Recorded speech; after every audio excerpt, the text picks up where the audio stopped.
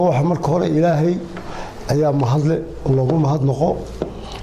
inagoo maanta wada caafimaad qabna in maanta ay bishu tahay 10 November aan halkani aan ka jeediyo mahadnaq iyo wixii koobaaba ee kalaba waxa uu marka horeysay aan u mahadnaqayaa dadweynaha reer awdal dhammaantoodba ee kala degan marka laga soo bilaabo jufada ilaa iyo loo yacdo waxa aan kala u mahadnaqayaa dhammaan dadkii aan ka wada shaqeynay 12 cisho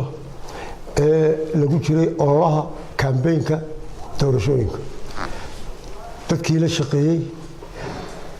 iyo dhammaan taageerayaashii intii volunteerska ahayd ee iyagu na garab ordayay si ay noogu hirgasho ololihii banaanbaxa lagu muujinayay cudurda xisbiga kulmiye ee gobolka Awdal gaar ahaan magaalada Boorama waxa aan mahadnaqaasi guud ahaan rag iyo dumar xooliyo caruurba aan ugu mahadnaqayaa sida weyn ee noo taageereen noogu soo baxeen loo tusadkii ugu weynaa ee ka dhacay magaalada Boorama iyo dhammaan degmooyinka kaleba waxaan leenahay inteedii abaabishay intii ka shaqeynaysay dhammaantood lagu daro qoladiinan saxafiyiinta maxaan ku raadayay dadka xisbiyahanka dadka taageerayaasha in aan maanta si fiican aad u qabateen noola shaqeyseen u muujiseen magaca kulmiye xisbiga maanta aynu nahay anigoo gudoomiyihii ololaha campaign-ka ee gobolada galbeedka waxa aan mar labaad iyo mar saddexaadba dadweynaha u sheegaya in ay noogu dhacday si nabadgelyaha ilaahayna loogu mahadnaqo oo ta koobaada haddayna nabad jirin inayna waxaas inoo hirgaleen imikana waxaan ugu baaqayaa in aan adkayno nabadgelyada aadna u adkayno wixii alla qoray uu dhici doonaa wixii ka soo baxay natiijada waxa sheegi doona waqtigeega guddiga doorashooyinka oo aan ku hor dhici maayo waxaan leeyahay siday doontaba ha ahaatee dadka reer Awdal waxaan ku boorinayaa in nabadgelyada la ilaaliyo nabadgelyada inoo tana nin kastaba wuxuu u jeclaa iyo xisbigii u jeclaa uu ku riday uu u footeeyay way u dhamaatay wax inta dhaafsan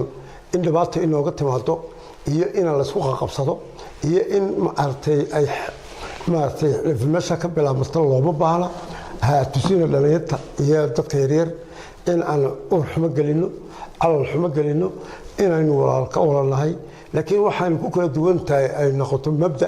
mabda'ana jawaabteedii waynu bixinay nin kastaba meeshuu rabay ayuu foodkiisii ku riday sida loogu riday sideeda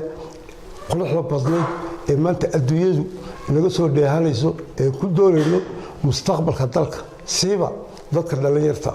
mustaqbalkooda wuxuu ku xulayaa maanta wanaag ku dhamaato sidii ay hore ugu socotay in maantana ay wanaagaasi ay ku dhamaato si aan u gaadhno himiladeennii koobaad oo ahayd ictiraaf in laynagu ictiraafo si aynu u gaadhno horumarka adduunyadu nagu soo jeesato aan ka mid noqono maxaan ku leeyahay dadweynaha adduunka maanta ee iskugu tagay qaramada midoobay aan kursiga soo fadhiisano si aynu u gaadhno himiladeennii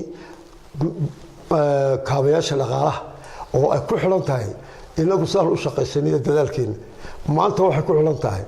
in aynu nabadgelyadii aan ku dhamaynay aan maanta ku tusno adduunyada waan ku faanaynaa waan maartay adduunku inoogu soo jeedaa waa layna eegayaa waxaan dadka reer Awdal iyo dhammaan Somaliland meel kastoo la joogo waxaan leenahay way naga dhamaatay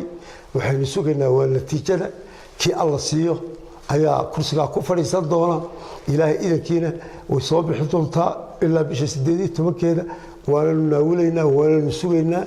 laakiin dadka reer Awdal siiba magaalada Boorama waxaan leenahay xasiloonida hal ilaaliyo walaalnimada iyo kalgacalka hal ilaaliyo hal lagu dhamaysto si aan dhibaato inooga imanin waxaan mar labaad u mahadnaqayaa